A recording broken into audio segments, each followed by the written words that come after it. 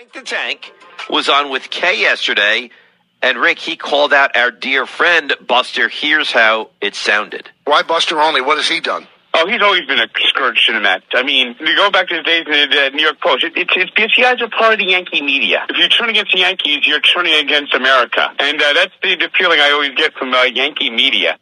All right, so let's bring him on, let him respond to that vicious attack from Frank the Tank yesterday on these airwaves. Buster, good morning. I mean, how do you feel about that? It makes me laugh. First and foremost, I never worked at the New York Post.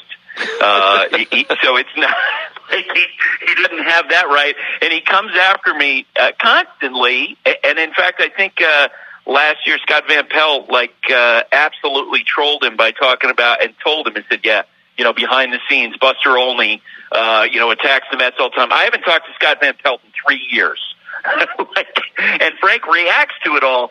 And earlier this season, we had a game in Atlanta, and I've never spoken to Frank. We had a game in Atlanta, and during Baseball Tonight, Blooper, the Braves mascot, was behind me, and he was doing all kinds of gestures, and it was funny while I was giving my report. And then after the game, I bumped into Blooper downstairs in the runway as he's taking off his costume. He goes, "Hey, can you pose for a picture with me? Because I know if I send that out, Frank the Tank is going to go nuts, because this will just confirm all of his bias on what's going on." So there's so much conversation around this person who I've never met, and I don't care who wins. That's what's always so funny about the whole thing. I don't like it. Well, he didn't like Buster, and I'm not here for that. Yeah, I don't like it at all.